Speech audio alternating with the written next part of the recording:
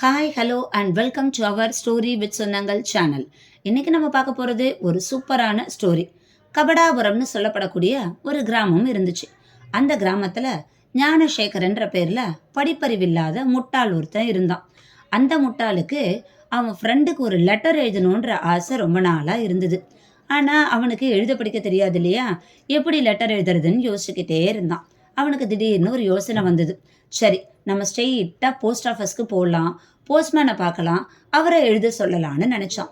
அதே மாதிரி நினச்சபடியே போஸ்ட் ஆஃபீஸ்க்கும் போனான், போஸ்ட்மேனையும் பார்த்தான், அவனோட ரெக்வஸ்டையும் சொன்னான். அந்த போஸ்ட்மேனும் லெட்டர் எழுதுறதுக்கு ஒத்துக்கிட்டாரு.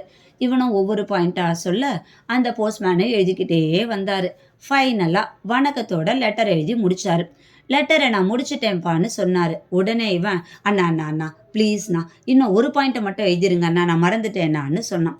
சரிப்பா சரிப்பா சொல்லுப்பான்னு சொல்ல இவன் என்ன சொன்னானா, அண்ணா அண்ணா கூடவே அவனோட வீட்டு அட்ரஸையும் எனக்கு அனுப்ப சொல்லி அதில் எழுதிருங்க அண்ணா, அவன் வீட்டு அட்ரஸ் எனக்கு தெரியாதுன்னான்னு சொன்னான். இதை கேட்ட போஸ்ட்மேனுக்கு தலையே வெடிச்சு போச்சு. இந்த ஸ்டோரி உங்களுக்கு பிடிச்சிருந்துச்சுன்னா உங்கள் ஃப்ரெண்ட்ஸ் அண்ட் ரிலேட்டிவ்ஸ்க்கு ஷேர் பண்ணுங்கள். சப்ஸ்கிரைப் பண்ணிவிட்டு லைக் கொடுக்கவும் மறந்துடாதீங்க.